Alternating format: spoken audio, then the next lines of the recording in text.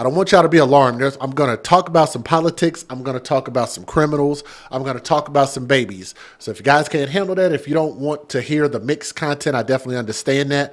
But I've got opinions about a lot of things, whether it be parenting, whether it be politics. I'm going to speak on it because I see a lot of things that are wrong with this story. We're going to talk about the two fools on the right-hand side of the screen who harmed this innocent baby right here. But before we get into the details, let me give you guys a disclaimer about my content. Some viewers may find the following content offensive and controversial.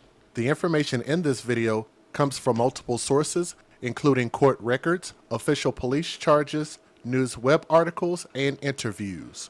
This video commentary also contains my personal opinions about the facts of this story.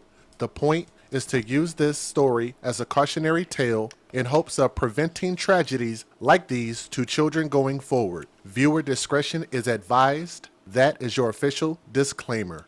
And I'm getting this from khou.com, so thank you for the article. So again, I want to preface this.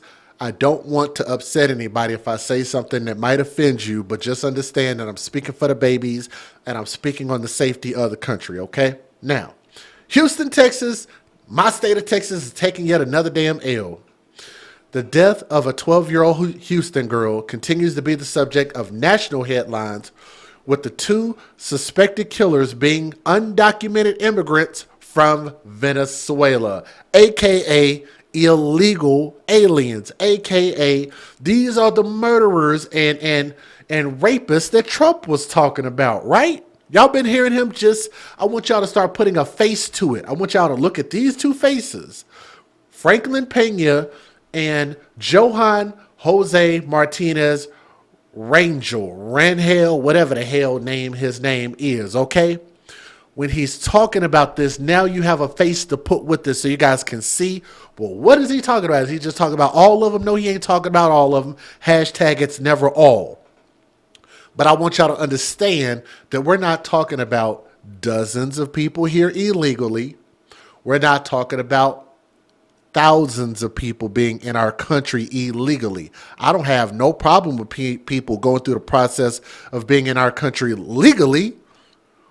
Why would you ever want somebody in your country that ain't gonna follow the damn law? Matter of fact, y'all ought to be offended whenever the law wants to treat you and put its foot on your neck, making sure that you pay taxes, make sure that you follow the law.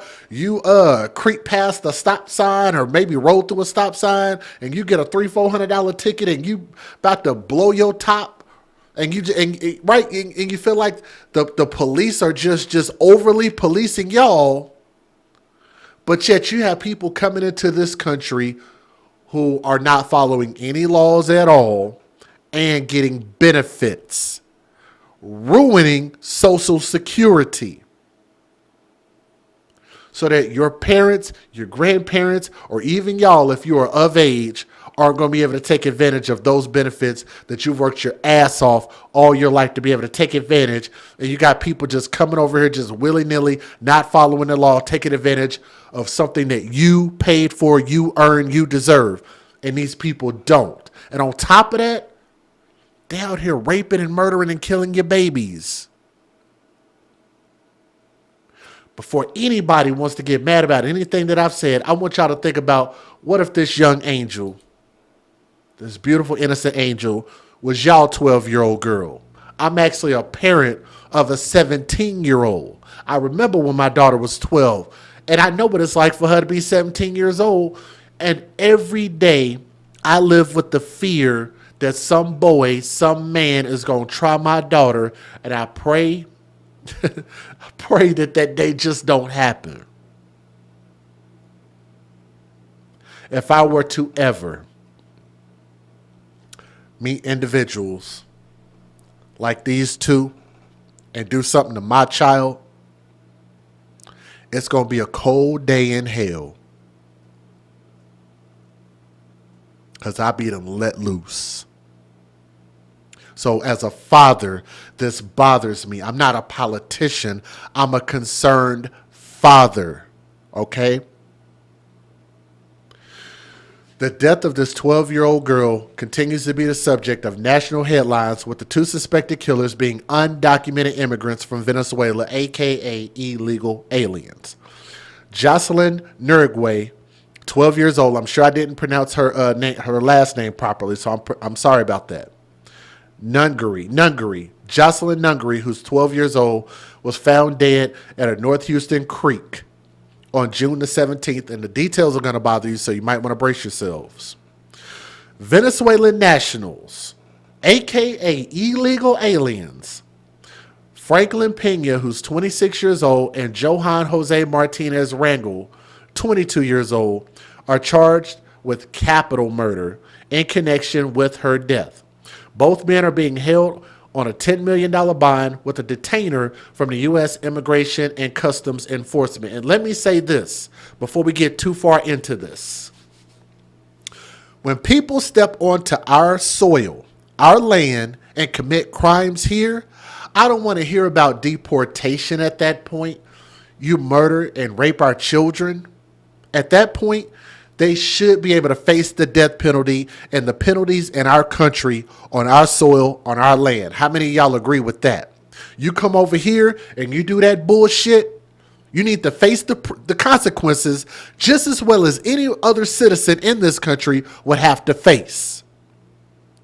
So I'm not digging this whole thing of, well, they might fall under this loophole of you can't technically charge them the same way as you could a Texas resident or a United States citizen. I don't like that. I think they ought to be judged even more harshly. But let's keep going. Jocelyn's mother, Alexis, spoke to a news conference after the arrest. She thanked the community for the outpouring of support. Alexis said that she can't stop thinking about her daughter, and she fought to keep as a 15-year-old teen mother. She said, I still see her face in the back of my head every day, all day, she said through tears. She was a very special little girl that deserves justice. So that sounds like the mom might end up being younger than me. But wow. Anyway, here are the graphic details, so that's your warning. Investigators say that they believe that Jocelyn sneaked out of her apartment sometime after midnight after her mother, Alexis, put her to bed on Sunday, June the 16th. Her 13-year-old boyfriend later told police that Jocelyn called him late that night from a convenience store. He said that he could hear her talking with two grown-ups. Houston police said that Jocelyn was walking on some road, I can't read it, early Monday when two men, later identified as Pena and Martinez, asked her for directions. The three of them walked into a 7-Eleven store before the men allegedly lured Jocelyn to a bridge on West Rankin Road. Police said that they were there for a couple of hours, and they tied the victim up, took off her pants, strangled her, tied her up, and dumped her body into the creek and left her for dead. Billy Jackson was crossing Rankin Road Bridge near that road around 6 a.m. Monday when something caught her eye. She turned back to take a closer look and realized it was a young lady's body, so she called 911. 2 days later, new surveillance photos obtained by KHOU showed Jocelyn with one of the men previously identified as a person of interest. In one photo, they were walking to a convenience store. In the other photo, they appeared to be in a parking lot, which you guys saw on the screen. There was also a photo of Jocelyn walking with a drink in her hand. Then on Thursday, Houston police and SWAT team members went to the Canfield Lakes apartments on Northborough Drive. Neighbors at the complex said HPD showed up around 4 a.m. and used a loudspeaker to order Pena and Martinez to come out. When they did not, officers approached the second-floor apartment with weapons drawn. A witness said one of the guys tried to jump off the balcony to get away, but HPD had the place surrounded and quickly grabbed him up. Witnesses gave us images of the suspects being questioned. HPD forensic investigators then removed boxes of evidence from their apartment. We later learned that Martinez had bites and scratches on his arm when he was arrested, so that means this little girl probably fought back. Now that I think about it, if they're quote-unquote Venezuelan nationals, what do y'all want to bet that these fools didn't have no job? Their place was probably paid for. I'm just assuming. I don't know them. I don't know. But if they're nationals and not U.S. citizens, not legal U.S. citizens, they probably weren't working and probably collecting benefits that I don't think that we should be giving out to people who are not citizens in our country. Pena told investigators that Martinez was the one who was on top of Jocelyn, and he was the one who tied her up and threw her body into the bayou to get rid of the DNA evidence. So that means they raped this girl and she fought back. A woman who asked KHOU not to use her name said Pena and Martinez moved in a few weeks earlier. Other residents told us the men often sat on their balcony and yelled things at women who passed by, like probably catcalling them. Catcalling. Like that might be too old for some of y'all to remember that that's something normal that men used to do back in the day, but it's highly frowned upon, especially nowadays. All right? Pena and Martinez remain in custody at the Harris County Jail in connection with Jocelyn's death. Pena appeared before a judge on Monday, June 24th, while Martinez appeared on June 25th. While both men were given a $10 million bond, double what prosecutors requested, they are still being held on a detainer from ICE. ICE confirmed that Pena and Martinez illegally entered the United States without inspection, parole, or admission by a U.S. immigration officer on an unknown date and an unknown location. They should not have been in our country. And again, with this current administration, their policy on borders and the border czar just letting people come into the country, I think to the tune of hundreds of thousands of people. I think they said it's like 1 million people, maybe more. Just walking into this country, no checks, no balances. But you want the U.S. citizens to follow the law, but you got people who are coming into this country and you're just saying that's A-OK and they don't have to follow the law. That makes no sense at all. On March 14th, Martinez was taken into U.S. Border Patrol custody near El Paso. That same day, he was released on an order of reconnaissance with a notice to appear. So if he's not following the law, what makes you think that he was going to show up to his court date? His own recognizance. Pena was also taken into custody by U.S. Border Patrol on May 28th near El Paso. He was also released on an order of recognizance, which I can't really pronounce that properly, I'm sorry, with a notice to appear in court. Instead, they came to Houston and were living in the apartment where they were arrested. At a news conference on Monday, June 24th, Harris County District Attorney Kim Ogg said Jocelyn's accused killers are not eligible for the death penalty. Now, here's the part that I want y'all to catch. Please post some U.S. flags in the chat. I don't know if it'll let y'all do that. Post the USA flag in the chat if you can. Her accused killers are not eligible for the death penalty under Texas law, but that could change if evidence shows that Jocelyn was kidnapped or raped, which they're going to have to prove, and we just got to pray that they can prove it. Here's why. Both underlying offenses will make this capital murder and these individuals death penalty eligible, Ogg explained. Make no mistake, this is a horrific crime. And when we take charges, we do it based on the evidence we have at the moment. If the charges are upgraded, Ogg said that they will have to ask, Ogg said they will ask that both men be held without bond. So hopefully we can get the death penalty for both of them. Let me give you guys the fair usage. Federal law allows citizens to reproduce, distribute, or exhibit portions of copyrighted motion pictures, videotapes, or video discs under certain circumstances without the authorization of the copyright holder. This is called fair use. It is allowed for purposes of criticism, news reporting, teaching, and parody, which doesn't infringe of copyright under 17 U.S.C. 107. This is going to be a crucial election this year, and I pray that you guys will open your eyes and realize that the administration that we have in office right now and the way that we are going is the wrong way to go.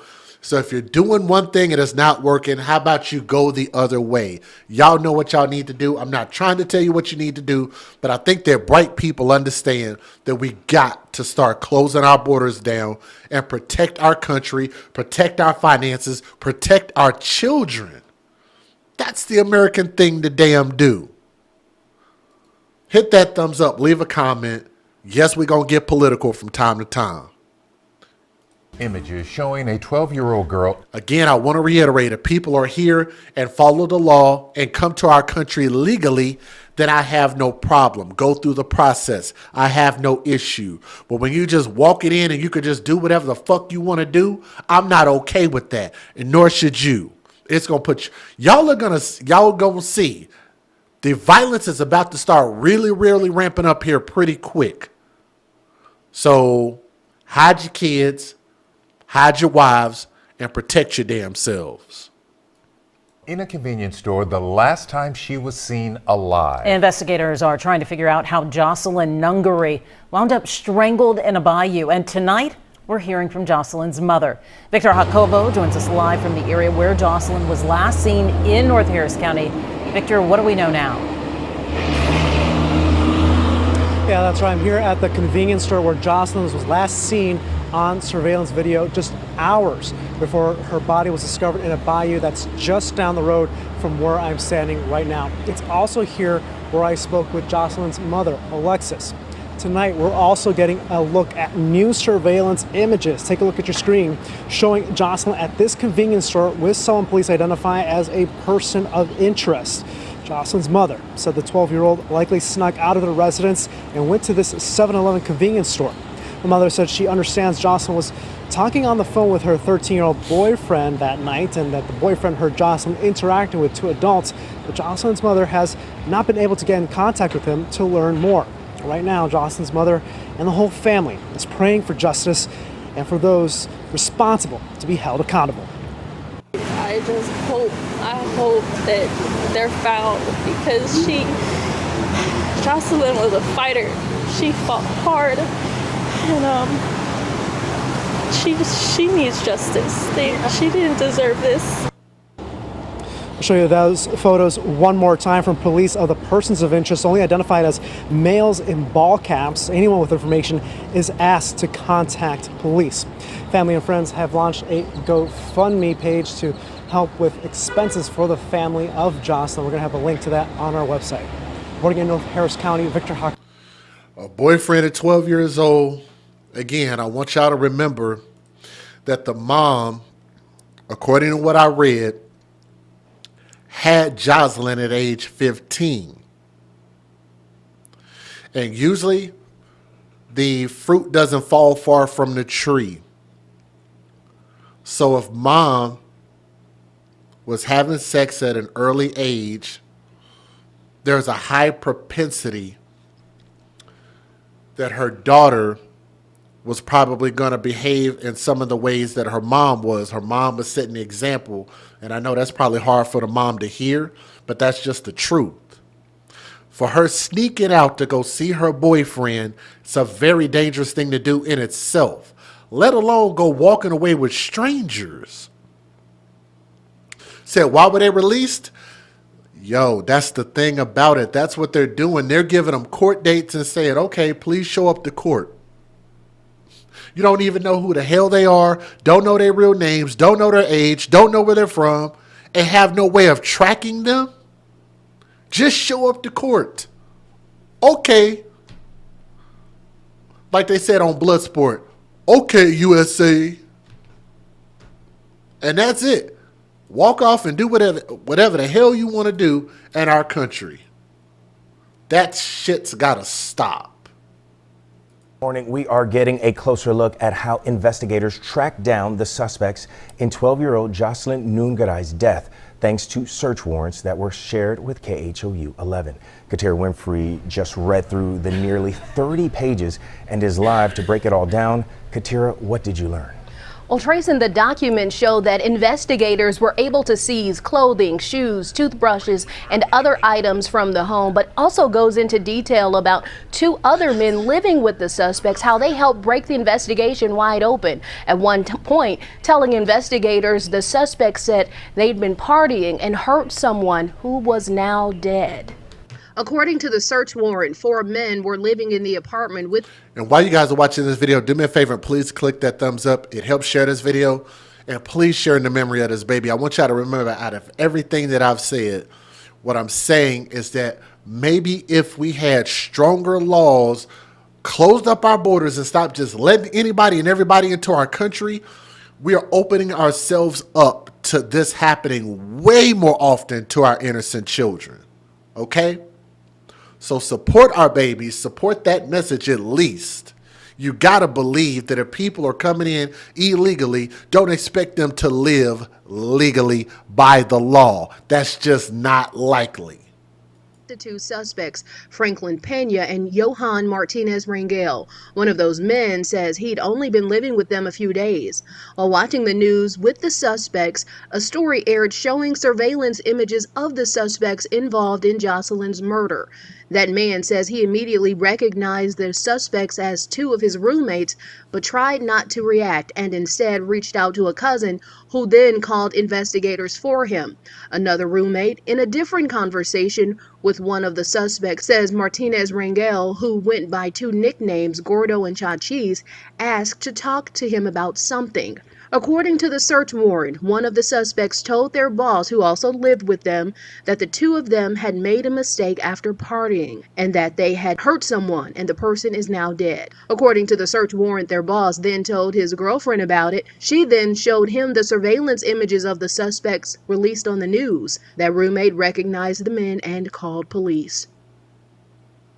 And the search warrant also explained how surveillance video showed Jocelyn and the 2 suspects walking below the bridge near the bayou where her body was found, and surveillance 3 hours later shows just the 2 suspects walking back out. Now, both men are still being held on multi-million-dollar bonds and will appear in court in September.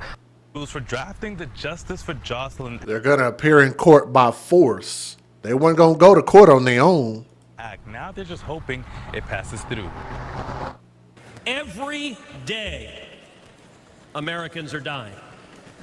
Murdered, assaulted, raped by illegal immigrants that the Democrats have released. Texas Senator Ted Cruz voicing his frustration during the Republican National Convention after 12-year-old Jocelyn Nungaray's death reignited the immigration debate across the country. And it is tragic, it is horrific, it is the worst nightmare for any parent, and what's infuriating is it was utterly preventable. It's why Senator Cruz, along with Republican Congressman Troy Nehls, introduced the Justice for Jocelyn Act. And it is designed to prohibit the federal government from releasing illegal aliens if there are any detention facilities available, if there are any beds available. Cruz told Fox News that at the time when suspected murderers Franklin Pena and Johan Rangel were released from Border Patrol custody, there were 3,000 empty beds at immigration detention facilities. The system, the immigration system has failed us to the point that they're just catch it and release them. Well, that needs to stop as well. In addition to wanting the federal government to exhaust every bed space available before releasing illegal migrants, Jocelyn's grandfather, Kelvin, wants a curfew from 10 p.m. to 5 a.m. for those that are released with an ankle monitor. You know, crime is going to happen regardless of the day, time, and all that. But the percentage of crime rises when it's dark outside. Jocelyn's family told me they always knew she was going to do great things, but never thought her death would lead to her lasting legacy across the United States. Never thought that under this tragedy that she would raise the amount of attention that she's gotten nationwide The family tells me they realize it's a marathon and not a sprint, and they're hoping to do things the right way so that the law can pass. Charged with murdering the young girl and dumping her body in a North Houston bayou. Stephen Goen has been going through a new search warrant we obtained tonight. Stephen, what have you learned? Police actually filed this search warrant in an effort to get more information about one of these suspects' cell phone records. But there was additional information that may give us a better understanding of what happened the night Jocelyn Nungaray was killed. We have to warn you, some of the details here are graphic. This 13-page search warrant describes the contrasting interviews that Franklin Pena and Johan Martinez Rangel had with Houston police in the hours following their arrest on June 20th. Just a few days earlier, on June 16th, the two men charged in the killing of 12-year-old Jocelyn Nungaray spent hours at an Ojos Locos sports cantina in North Houston before they met Jocelyn at the 7-Eleven on Rankin Road, according to police. According to the court documents, they asked her for directions, and the three of them left together. When speaking to detectives after his arrest, Pena said that he kissed Jocelyn on the lips after they walked away from that 7-Eleven. But in that same interview, he denied touching her and describes how his co-defendant allegedly killed Jocelyn. He stated that Martinez Rangel wrapped his arms around Jocelyn's neck and guided her underneath this bridge on Rankin, where he took off her pants and climbed on top of her. The search warrant states that Pena told him to stop, but he replied, quote, "I have to finish what I started." He told police Martinez Rangel later strangled Jocelyn to death and then tied up her hands and feet. That interview started. He told police Martinez Rangel later strangled Jocelyn to death and then tied up her hands and feet. That interview starkly different from that of the second suspect. According to the warrant, Martinez Rangel initially distanced himself from the murder and claimed that Pena was solely responsible. I don't know if y'all heard that. He said, I had to finish what I started. Did y'all hear that? See if I can find it. Guided her underneath this bridge on Rankin, where he took off her pants and climbed on top of her. The search warrant states that Pena told him to stop, but he replied, quote, "I have to finish what I started." He replied, quote, "I have to finish what I started." He told police Martinez Rangel later strangled Jocelyn to death and then tied up her hands and feet. That interview starkly different from that of the second suspect. According to the warrant, Martinez Rangel initially distanced himself from the murder and claimed that Pena was solely responsible. He later told police that he did tie up Jocelyn's hands and feet, but he said he told Pena to throw her body into the bayou because he thought it would get rid of DNA evidence. Now, the search warrant also claims that both suspects had injuries on their arms when arrested. We don't know if that's because Jocelyn was fighting back. As I mentioned before, this search warrant was filed to obtain cell phone records. We are following up with Houston police to see if they found anything. At HPD headquarters tonight, Stephen Goen, KHOU 11.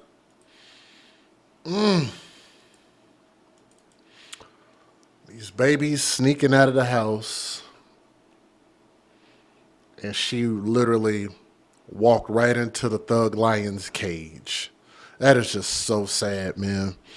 And this baby girl lost her life. But again, if we had more control over just letting people into our country and just have no idea who they are or what they might be capable of, I'd rather just deal with regular U.S. citizens, even though that same type of thing can happen, even if it were U.S. citizens.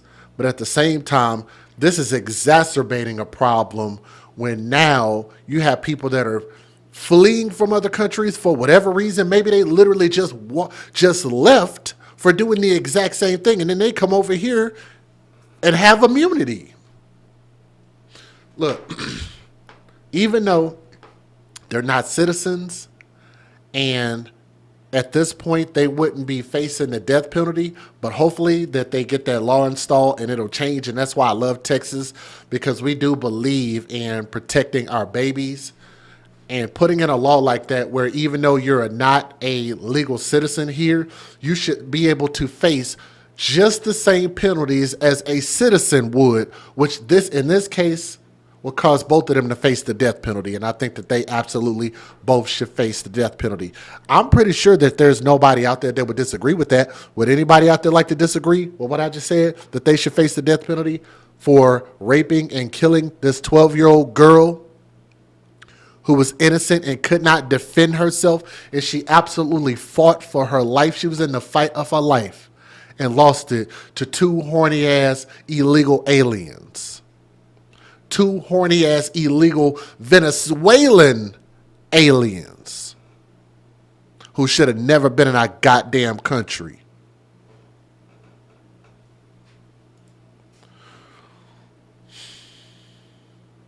Follow the laws in our land, and it'll be fine to stay here. Anybody else, I think, needs to get the F out. Thank you guys so much for listening to the story. Jocelyn Princess, R.I.P. to the mother. I know you might not like what I said as far as the daughter following down your path, but we have to start setting a better example for our children, okay? But nonetheless, keep the mother in your prayers. R.I.P. to Jocelyn, beautiful angel, and I'm sorry that she lost her life to a couple of horny freaking fools. Thank you guys so much for listening to this story. Please listen to the main message. Protect our children, protect our country, protect our borders, protect our finances. Protect America first. All right? Thank you.